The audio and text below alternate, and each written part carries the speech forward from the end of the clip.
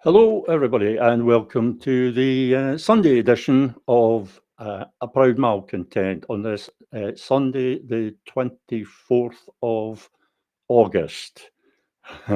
There I go, testing my ability with a calendar again. My name's Pete Bell, and I am a proud malcontent.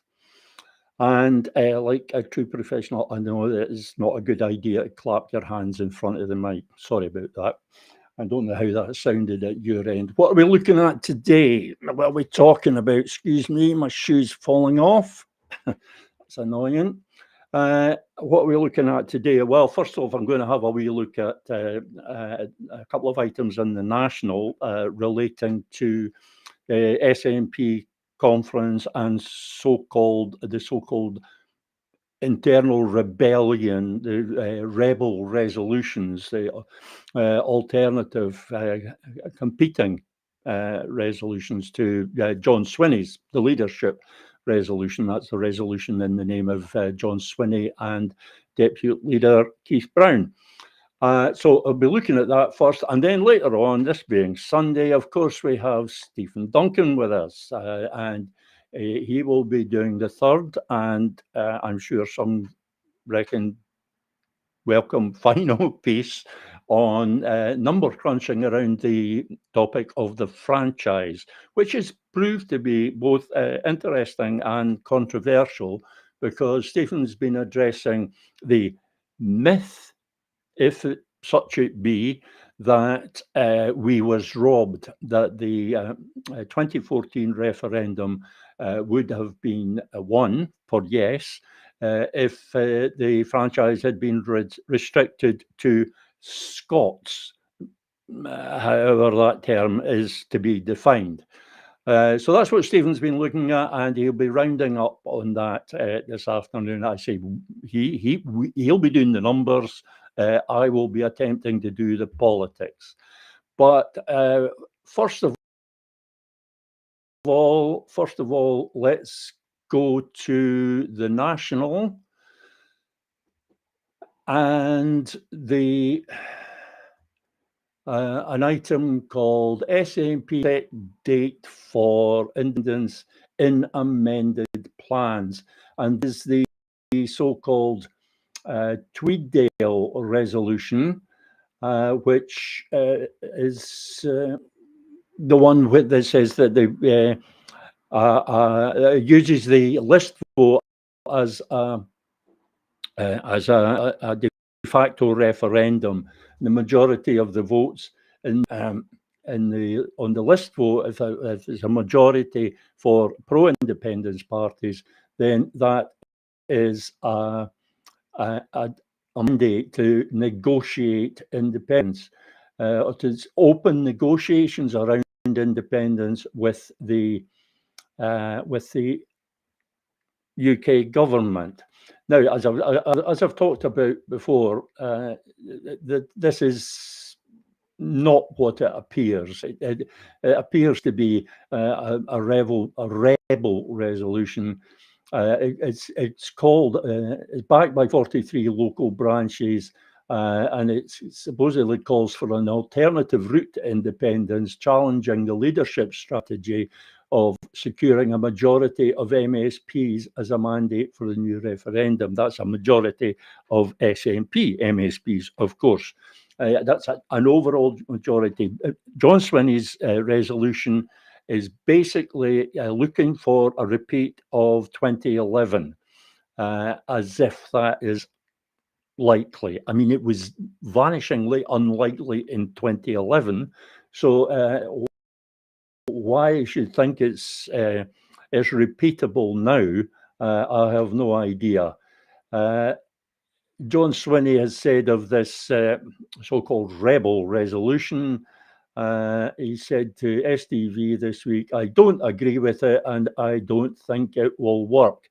Well, you can't beat that for astute analysis, can you? That's, he's really given it some serious consideration there, you can tell. But someone who has given the matter serious consideration is our own dear Ruth Wishart. Ruth Wisher's column in the Sunday National is one of my favourites. And yeah, I just like the way she writes. It's informal but sharp, pointed. Toothless party conferences are a real threat to grassroots democracy. Well, I think they're a wee bit more than a threat now. We notice this more with the SNP conference, because at one time the SNP conference was the ruling body of the party. What happened at conference actually meant something, and Ruth introduces her article by going into some detail on that, and also some detail on the renamed conference committee, which used to be the Agenda and something committee. It's now the conference committee. It's been rejigged, and it's supposed to give ordinary members more of a say. We haven't noticed much improvement for that. It's, I mean, the draft agenda for October, the finalised agenda will be out sometime early to mid-September. The draft agenda didn't include any resolutions on the independence issue other than the leadership resolution. And although you wouldn't know it by reading the National, there were actually at least two alternative resolutions that were submitted, and the National and Ruth Wisher seem to be only aware of one. That's the what I'm now going to call the Tweeddale resolution. It's actually backed by 43 branches, but I think it originated with the Tweeddale branch. I've got to call it something, so I'll call it a Tweeddale resolution. But there was another one. There was a Newington resolution, and it doesn't even get a mention in the National, which I really think that's not satisfactory. I mean, the National is supposed to be reporting on the independence movement and the independence campaign, and surely, if the Tweeddale resolution is important, then the Newington resolution must be at least as important, because the Newington resolution is the one that is actually radical. It is the one that is proposing something different. That is the important one. That would really be the game changer if that was to be passed by the SNP conference. That would, if it was to be adopted as the manifest, as the election manifesto pledge of the SNP, it would be a huge game changer. It would transform the whole independence campaign. But let's go back to Ruth's article. And there's amendment, a little change to the Tweeddale resolution. As Ruth says, it doesn't differ much from the original, except that it gives Westminster a year to start negotiations and has a draft Scottish constitution which will be finalised and refined by citizens' assemblies. Any refusal to play ball from Westminster and the game would be declared a bogey.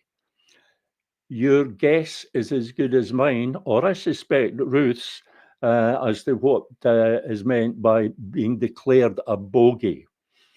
There is something just not right about this, because here we have people who are effectively saying that the John Swinney's resolution, the leadership resolution, won't work, and it won't work because the general consensus is that the application, the request, the demand for a Section 30 order to allow a Section 30 referendum will be refused.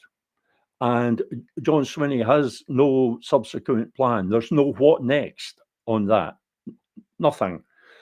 But then neither does the Tweeddale resolution. The Tweeddale resolution doesn't answer the what next, apart from the game would be declared a bogey. Although there's not the words of the resolution, I should point out. Those are Ruth's words. But what happens next? What happens next? They give the UK government a year to start negotiations. Negotiations for what? Yep, we don't really know. Negotiations on what basis? We don't really know. But if the UK government doesn't play ball, doesn't go along with that, then what next? There is no word. And we have absolutely no reason to suppose that the UK government will play ball. If you don't think that a Section 30 request is going to be respected, then what reason is there to think that a demand for negotiations is going to be respected? And even if those negotiations took place, what would they be negotiating? The only thing any UK government would ever conceivably negotiate is a Section 30 referendum. So you're actually back exactly where you were with John Swinney's resolution. It's just disguising the Section 30 part of it by talking about negotiations around independence instead of requesting a Section 30 order. It avoids mentioning the Section 30 order. Why? Because there's now a general opinion across the independence movement that the Section 30 request is pointless for a number of reasons. One, because it's going to be refused. Two, because a Section 30 referendum is meaningless. It can't possibly lead to independence. Let's go back to Ruth's article. So far as October's conference is concerned, the process has not resulted in democracy unchained and healthy. Not for the first time, it appears that the SNP Conference Committee has set its face against any resolution which commits the apparently unpardonable sin of disagreeing with one proposed by the party leadership. Well, yeah, that's a familiar situation. How many times over the past 10, 11 years have we been fervently hoping for some sort of membership uprising at conference, and we've been disappointed, either because the conference committee has reduced the agenda to something bland and meaningless, basically just a celebration of the leadership, self-congratulation, or because the membership has backed down, the delegates have backed down. The no confrontation. They don't want any confrontation with the leadership. It does look different this time. It has to be said, it does look different this time. It seems that this group, this is the only thing going for the Tweeddale resolution, as far as I'm concerned.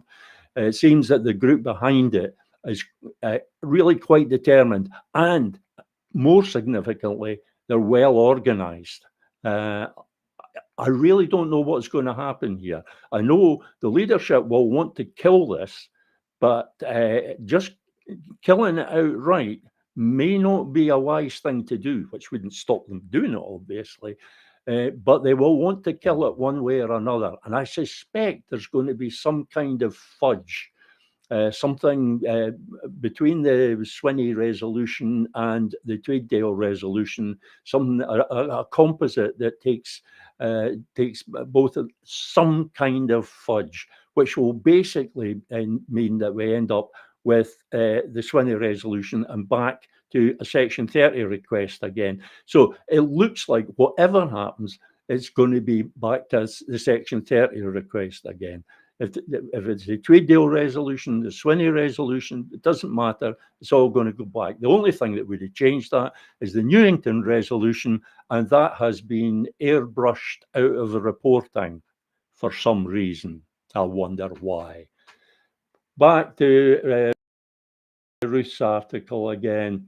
Further, John Swinney's strategy is contingent on leadership signing up to another referendum. Well, why would they? In actual fact, they might. It would be a strategy because another Section 30 referendum granted by the UK government would be a very serious blow to the independence campaign. I'm not going to take up time right now explaining why, but if Starmer had his wits about him, he would preempt either of these resolutions. He would preempt conference and certainly preempt election by offering a Section 30 referendum. Imagine John Swinney as the SNP going into the election and on a manifesto pledge to obtain a Section 30 order. And, we've already got a Section 30 order. Starmer's already given us that. So, they've nothing left. They've nothing left there on which to campaign. And then Starmer starts adding the conditions to that Section 30 order. And it starts to look very bleak. This is after John Swinney's accepted it. So John Swinney could end up trapped there. However, it's unlikely that Starmer will do this, although it would be a very effective strategy for killing the independence campaign, or at least putting it back for a few decades. He's unlikely to do it simply because the reaction of the British press would be severe. It would be fierce. The Daily Mail and the Daily Express would be branding him a traitor. He'd be portrayed as weak, as giving in to the SNP. So that is the only thing that's stopping him from doing it. You can be certain that the British state has gamed this idea. Right, I want to quickly finish on Ruth's article here. A week before, this is the parts that a week before the off in 2014, the numbers were stacked against Cameron. So I rather doubt there is exactly a queue of fellow unionists in the market for a second roll of the dice in any London-based party. That seems rather obvious. The statements that the British parties have made on the subject are fairly clear on that, and so categorical that it'd be very difficult to go back on. And Ruth finishes, as for the enthusiasm quotient, the SNP's attitude to those who take issue with the leadership position has never been more vital.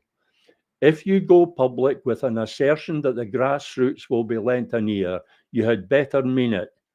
And the publication of the final agenda will give a potent clue as to whether or not the High Hegians are in serious listening mode. In my book, that's Ruth Wishart's book, they would be plain daft not to be. The party has been told rather too often that independence is just around the corner, never closer. They won't just buy a clarion cry that independence will be front and centre of the 2026 campaign. They need concrete evidence of a plan B. If, as expected, they get yet another dizzy from Westminster. You can't demand all hands to the pump before you let voters know the design and shape of the pump. That's very well put, Ruth, very well put. And it seems to be talking about precisely what I've been talking about for several years now, that there has to be, Ruth refers to it as a plan B, it should be plan A. There has to be a plan, there has to be an identified process. However, there will be more about this. The SNP conference is going to be very prominent in the news for the next few weeks. So we will be coming back to this. For the moment, I'm looking for Stephen to join us. Stephen, are you there? I am, Peter. Hello. Hi. Hi, Stephen. I'm sorry, I've taken up rather a chunk of the programme here with banging on about the SNP conference, but as I think you'll understand, it is fairly important. Okay. So, do you want to commence the presentation this week, Peter? Aye, if you wouldn't mind filling the gaps when I run out of things to say, Stephen, that would be helpful. Are you going to explain first what it is that you've been doing and what you're going to be talking about today, and then give me the nod when you want the presentation on? Yeah. Well, it's really carrying on from last week, the second instalment of what happened in 2014 and what the implications are for the franchise in any future referendum that takes place. So that's essentially the theme. So last week I was looking at the question of did Scots vote yes in 2014? Scots being those people resident of Scotland and born in Scotland. And if you remember, we were looking at the Scottish referendum study, which I believe is the only retrospective study of what happened in 2014. And I came to a sort of tentative conclusion that the SRS was a sort of doubtful basis on which to draw any sort of conclusions about what actually took place in 2014. And we can recap on that as we go through because it's still relevant. So maybe we could just stick up the presentation now and I'll go through the slides. So yeah, we was definitely robbed. Moving on to the second slide, as I mentioned, the SRS looks a little bit, lacking in robustness when you look at the findings compared to the actual outcome of the referendum. There was, just to recap, there was some uncertainty around the data that was used, and the results themselves from the sample study tended to contradict the actual referendum result, meaning that the SRS, at least in my opinion, is a tenuous basis on which to draw inferences about how people voted in 2014. So in situations like that, when I've questioned the veracity of the SRS, the response tends to be one of disbelief from people who are sort of wedded to this idea that it's quite a simple process to correct. If we just exclude non-Scottish born from the next referendum, we would win. We would have won in 2014. But as I've said before, it's not necessarily correct. So what I thought was, well, can we get more confirmation on this? And I wonder if there's an alternative way of looking at what happened in 2014. So given there was no other retrospective studies done, I looked at opinion polls that were carried out at or near the time of the independence referendum. And specifically, I've looked at the panel-based poll, or panel-based now known as Norstat, that took place between the 15th and 17th of September 2014. And it found, or at least the snapshot of the opinion at that time, was that those people born in Scotland voted narrowly in favour of yes. I should say at this stage that panel-based are the only polling firm that regularly produces surveys broken down by country of birth. So moving on to the next slide.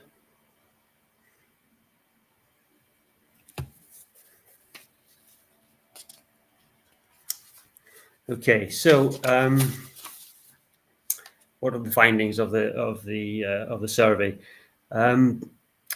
If you look at the fourth column in on that first table, the top table, you see that the overall yes was captured at just under 48%, 47.79% in that poll. So what that poll did was overstate what actually happened. What happened was the result was 44.7%. We all know that. So that was about 6.9% overstated. Hence that error factor in that table, 1.069. So what we can do, we can make a fair assumption and say, well, if the overall poll was overstated by 6.9% compared to the actual result, we could adjust the different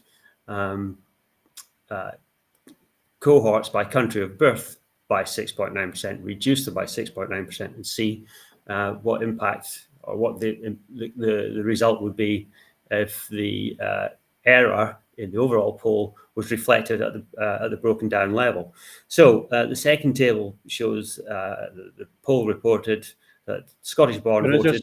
Can I just ask something there, Stephen? You said there's no reason to think that there was any difference in the error factor among the different cohorts. That that there was likely to be a higher error factor with one cohort rather than another. There's no evidence for that, and I wouldn't know how you would get a handle on that. There's no reason to believe that. So the assumption is it would just be uniform across the three different subclasses that panel-based reported on. Yeah, just clarify that. Yeah. Okay. So yes, for the Scottish-born cohort, it was 52.3%. So if you make the adjustment, so you reduce that by 6.9% relatively, so you divide by 1.069,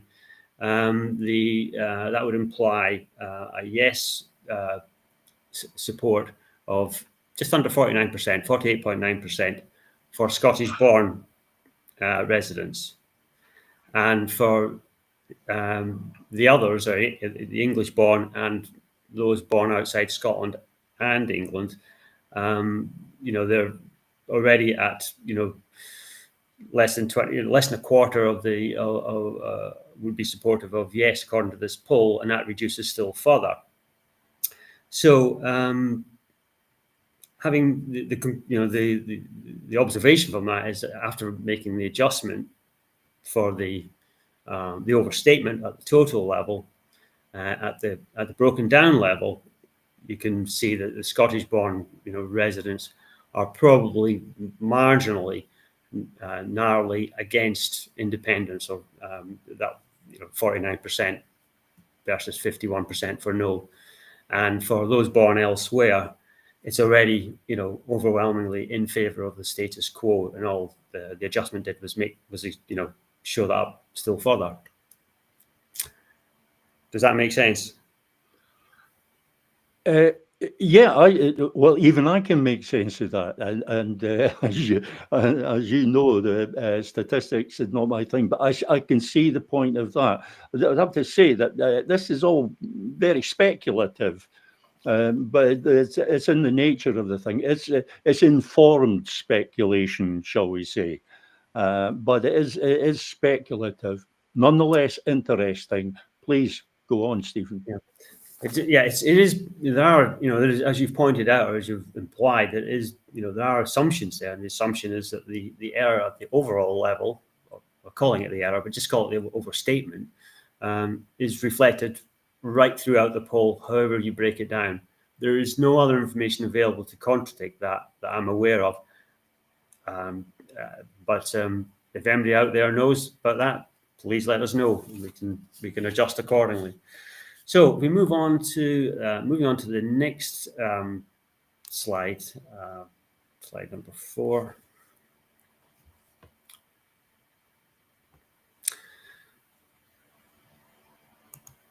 So there's two tables here, and this is really just looking at how robust is that particular opinion poll. there were 3 other opinion polls carried out also on the eve of the referendum from 3 major companies, Survation, YouGov, and Ipsos, in addition to the panel-based one. And these 4 companies are pollsters, are companies that carry out polling in the run-up, carried out polling regularly in the run-up to the referendum, and have done so subsequently. So they're quite, experienced in this matter. And if you look at the 4th column in again, you can see the estimate they made for yes at the total level, and they're all the same magnitude. They're all 47%, 48%. So in other words, they're all overstating the position by roughly the same proportion. So there's nothing, the point about that is there's nothing outlandish about the panel-based estimate. It's not an outlier. So the conclusions we've drawn before about, how people voted from the different cohorts of country of birth, fairly, I would say, really secure. This would be the answer to anybody who says, well, who tries the argument, well, you can't tell anything from one poll, it's only one poll. So what you're saying now is that all the other polls were just the same. Yeah, right. So that's that argument taken care of before it even arises. Good. Yes, that's right. So it's in line with the other survey firms. And the further check I did was, if you recall last week on the critique of the Scottish referendum study, was that one of the conclusions was it was not represent the breakdown of the sample, as far as I could deduce, was not representative of the population at large, breakdown by country of birth. And so what I've tried to do is look at the panel-based poll and see how well that reflected the population at large. So the second table on this slide sort of tries to do that. So looking at the proportion of from Scotland who were born in Scotland that made up the sample, that was 83.8%. That's the top row in that table. That compares to the census of the population just 3 years earlier of 83.3%. So very much in line with the census. Obviously, that means that persons born in England and elsewhere, taken together, if the Scottish cohort's in line with the census, these have to be as well by definition. But just to confirm that, look. Yeah, that's just confirming that this is another testament to the accuracy. I don't know if accuracy or the credibility of these figures, because it shows that the polling firms are weighting. Their weighting is correct or accurate. Yes. Mm-hmm. Yeah, so that's another possible argument that. Those who continue to insist we was robbed, that's another of their potential arguments knocked on the head. They're falling like skittles. Yeah. So final comment on that. Yeah. Well, 16.2% is the sample size for those born in England and elsewhere. It was 16.7% in the population at large. We shouldn't be surprised, as you were saying, Peter. We shouldn't be surprised that the numbers in the survey sample are representative of the population, because in panel-based and the other pollsters weight, or at least panel-based certainly weights back to the population in terms of country of birth. So there's no surprise in that. So moving on to the conclusion. So Scots voted yes in 2014, were cheated by incomers who voted no. So based on this opinion poll and combined with the findings of the critique of the SRS last week, I would say that that's, is a myth that there was a majority of those who voted in favour of independence who were born in Scotland. I just don't think the evidence is there for that. On the contrary, and as it mentions there, it confirms that the suspicions that we were, that we were rising from last week's assessment of the SRS, which was was a tenuous basis from which to draw any conclusions. It's just further observations. It's absolutely true that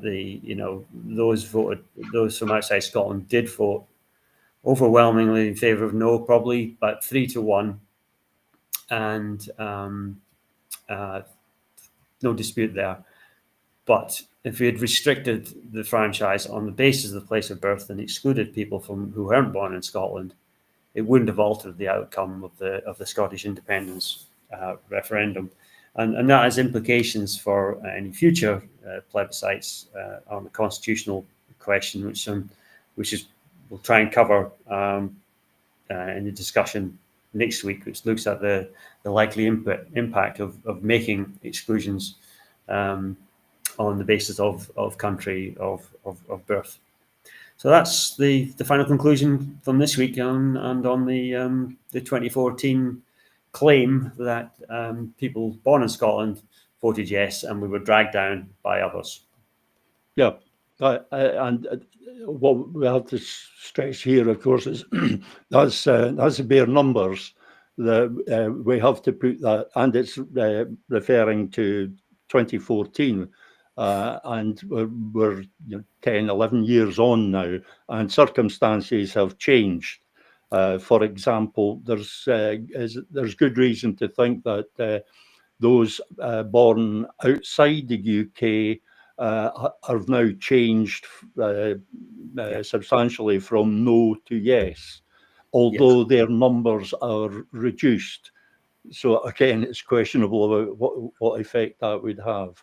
Yes, so it's quite interesting. Yeah, we'll see that next week. It's quite pronounced, the change in those born outside the UK. Quite pronounced in terms of the sentiment, the pro-yes sentiment. It was down at maybe 30% or thereabouts, 33% on average, around about end of 2014, beginning of 2015. It's now about 52% in favour of yes. And the other thing that's also changed in terms of the demographics is that census I've been referring to there was 2011, because it's the one that was closest to the 2014 referendum. I think those that were born outside of the UK or outside of Scotland and England represented just over 8% of the population. At the last census, it's now over 11%. So that's the biggest increase, and the biggest increase in, relatively speaking, in those cohorts is for the non-Scotland, non-English born. The English born increased from just under 9% to just over 9%, and Scottish born went from 83%, just over 83%, to just under 80%, first time ever. Right. We'll see that next week.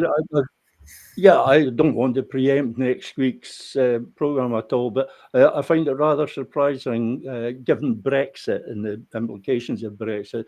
I find it rather surprising that the people from outside Scotland and England, the numbers have actually, the proportion of the population has actually increased. Although that doesn't necessarily mean that the numbers have increased. Yes, that's true. Yeah, that's correct. It doesn't necessarily mean that.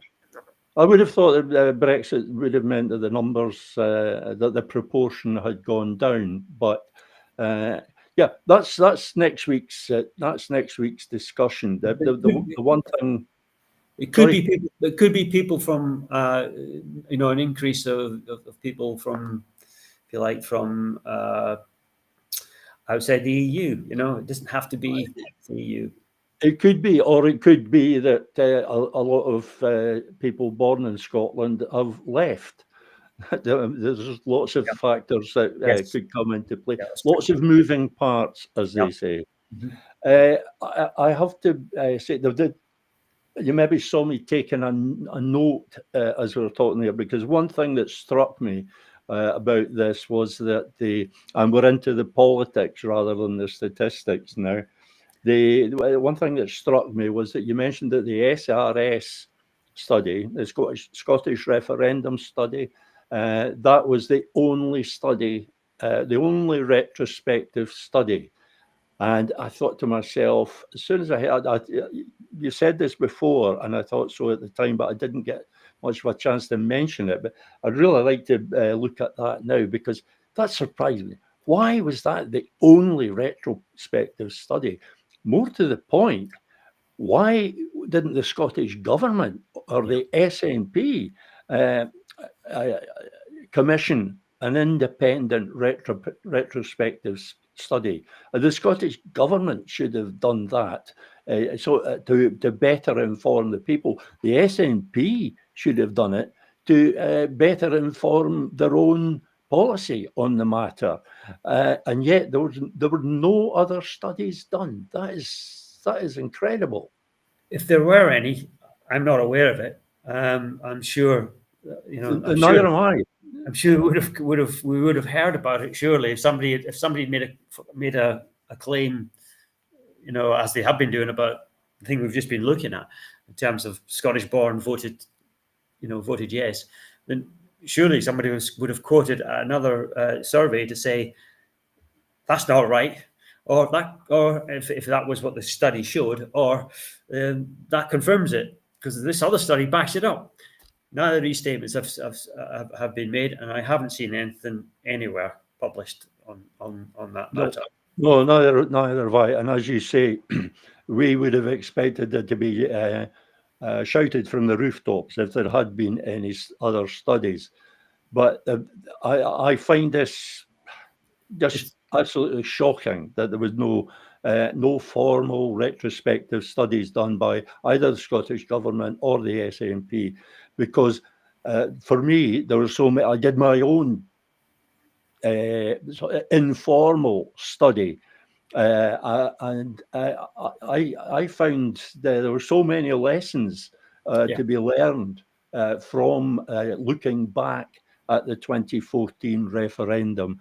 There were so many lessons there that it was a treasure trove. It was just sitting there, waiting to be tapped into, and like nobody bothered. It seemed to me, I don't know how it seemed to you, but it seemed to me that after the referendum, 2015, Nicola Sturgeon came into office as the leader of the SNP and as First Minister, and it seemed that she or the party, I think at that time by that time they were the same thing. She had decided that they already knew what the problem was, and basically the problem was that we, the supporters, the campaigners, we didn't work hard enough. The conclusion of Nicola Sturgeon's thinking on the matter was that there was absolutely nothing wrong with the SNP's strategy, nothing wrong with the message. It was just that we didn't work hard enough at selling that message. And that has been the position ever since, that we just have to work harder, polish that message and work harder putting it out there. That is still what John Swinney is saying now. Yeah, it's just one more push, isn't it? And it doesn't surprise me there's no other studies done, just for all the reasons you've mentioned there, because, I mean, what lessons have been learned? I mean, there haven't. They've just said, let's just repeat 2014 all over again, do exactly the same campaigning, tell them about the visions for Scotland, your double vision for Scotland, your blurred vision for Scotland, but don't actually, say how it's going to happen, how you're going to get there, and most importantly of all, which is why are we not? It won't be. I'm no campaign strategist, but I do know that campaigns should be nuanced. There should be 3 or 4 or 5, I don't know how many different strands, because you're targeting different audiences, different segments of the audience, and doing it in different ways. There are different ways to influence people.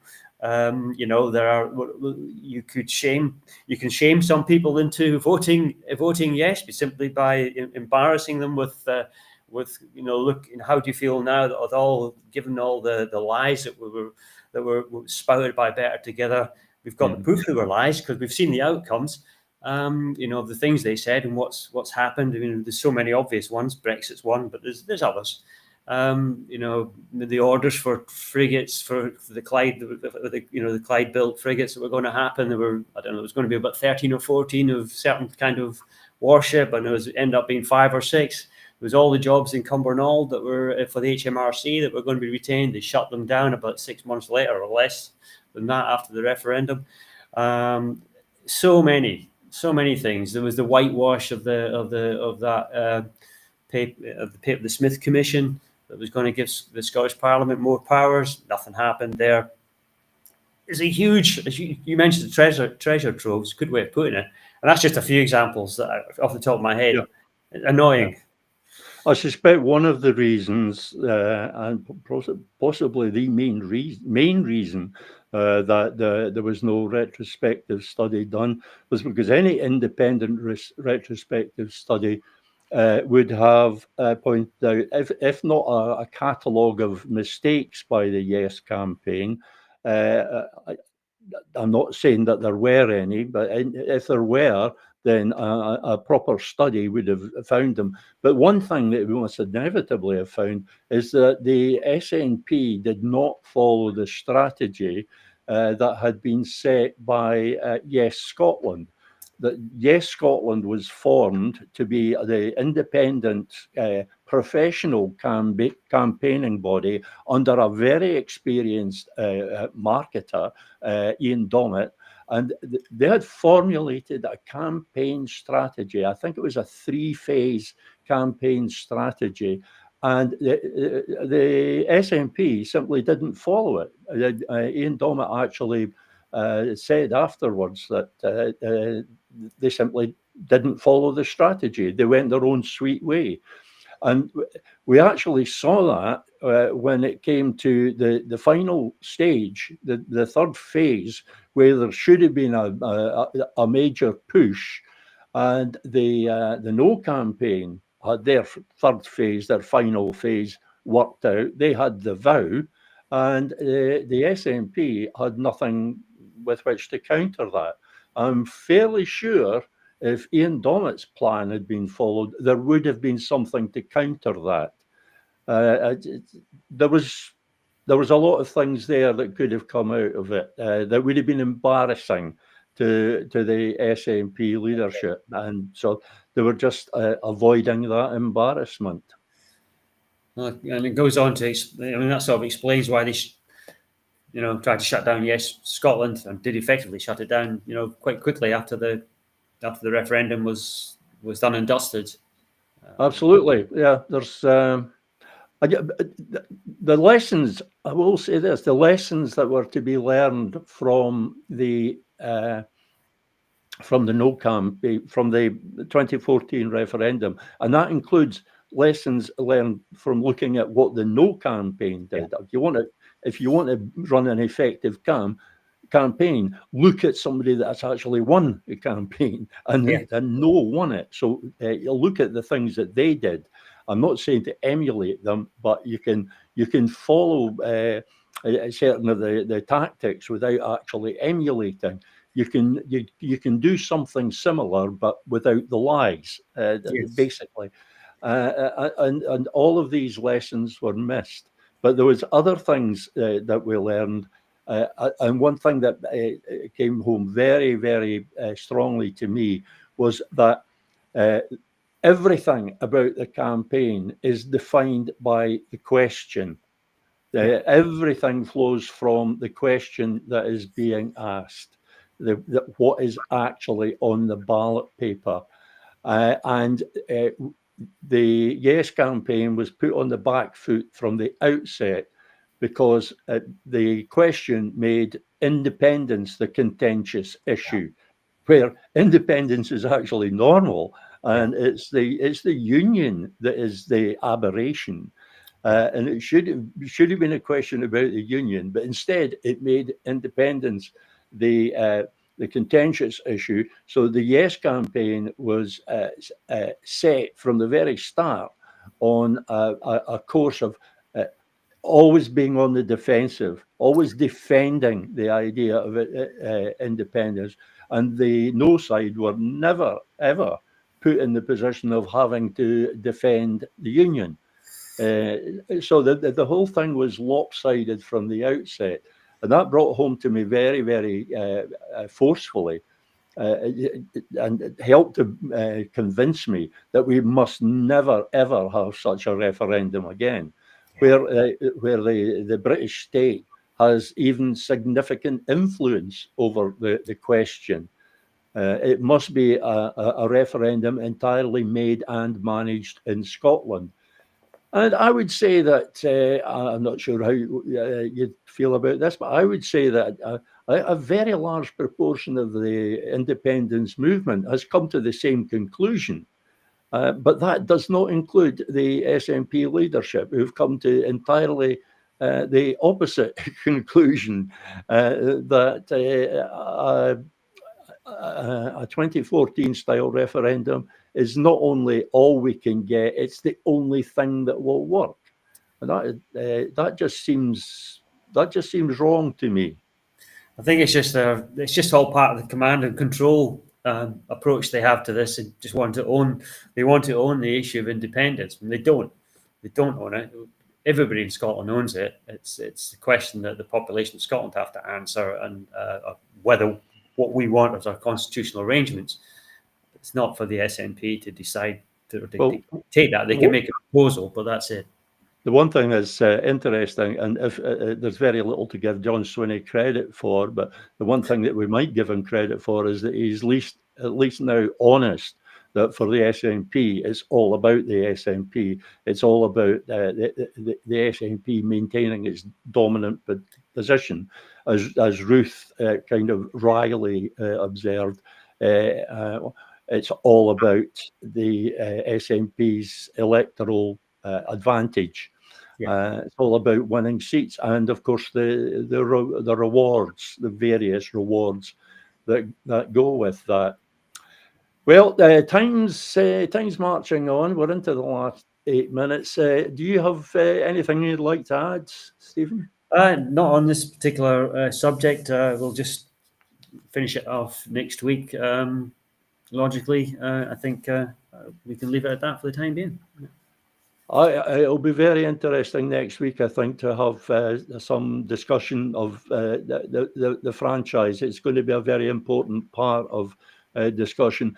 If and when we ever get around to having a discussion about what kind of referendum it should be, because one of the things that's been absent is people talk about a referendum, but nobody talks about what that referendum will be, how it will be structured. So I've made this point of talking about a proper constitutional referendum, and I'm quite happy to explain my idea what a proper constitutional referendum is, but we have to have shorthand for it. And the franchise will be a very important part of that. So next week's discussion may well get on to some talk of what constitutes a proper constitutional referendum. And if it's a proper constitutional referendum in the terms that I define, by the criteria that I define, what impact your number crunching would have on that. So there's more to come next week. For the moment, Stephen, thank you very much. You're welcome. Bye now. And that was Stephen Duncan, folk. And as they say, he'll be back next week. I'm hoping he'll be back every week and doing a bit of the number crunching for us, because he's good at it, and I am not. Don't forget that you can send comments. I see we've no comments so far, but you can comment and ask questions on what's been discussed today. That's either some comment on the SNP conference and the resolution, or resolutions for those of you who've heard about the Newington resolution. Some comment about those resolutions, or this subject of the franchise and the claim, the very common claim, that we was robbed, that if it was restored, if it was made a restricted franchise, such as has been recognised as valid by the UN in New Caledonia. I think they've had several referendums using a restricted franchise. So this issue has been quite common. A restricted franchise, right or wrong. There are arguments other than the statistical ones. There are arguments about openness and democracy and how we want to be perceived in the world. And there are arguments about whether it will actually be effective or whether restricting the franchise, regardless of whether it alters the numbers in any way in favour of yes, is it worth it for the amount of negative feedback that there would inevitably be? Because there would be inevitable cries of unfair and gerrymandering, rigging things, blood and soil nationalism, trying to restrict it to people with kilts and claymores, all that sort of nonsense. The fact it is nonsense, or a lot of it's nonsense, doesn't prevent the British media, the British nationalist media, trumpeting it. So would it be worthwhile, or would it just be a distraction? How important is it? From the number crunching that Stephen has done up until now, it would seem that a restricted franchise wouldn't really make that much of a difference. So again, would it be worth it? Of course, the other point is that it's not 2014 anymore, it's 2025, and the abstraction of the statistics from the 2014 referendum campaign, it's okay to abstract them so long as you remember that they have to be put back into the political context.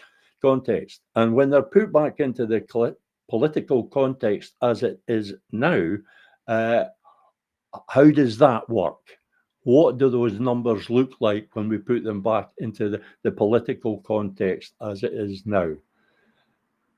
But I'm particularly interested in what you have to say about the SNP conference and the resolutions, about the fact that the Newington resolution, the really radical resolution, which is based on or derives from the same thinking as the Scottish UDI plan, what you think about that being ignored, not just by the SNP, but by the media. There's nothing. It's never mentioned. It's only the letter from Mike Wallace, and that was 2 or 3 weeks back. Only that letter let us know that there was such a thing as a Newington resolution. And while I'm here, I'll just say, well done, Mike Wallace. I know he and others from his branch, but Mike Wallace especially, he's made a huge effort to sell the Newington resolution. And I think it's distinctly unfair that the media, and I'm talking about the National here, I'm talking about you, that the media has not given that resolution a fair crack of the whip. I know they like to simplify things, but they can oversimplify things. Okay, our time's nearly up. I'll be back on Wednesday, and who the hell knows what I'll be talking about. But I will be back at 2 o'clock. I'll just say if there's anybody else who would like to come on the programme and discuss anything or debate anything, I'm quite happy to have them. That's Proud Malcontent at peterabell.scot, or any of the other ways you can find to contact me. I do not hide. My contact details are there for whoever wants them. For the moment, I will say goodbye.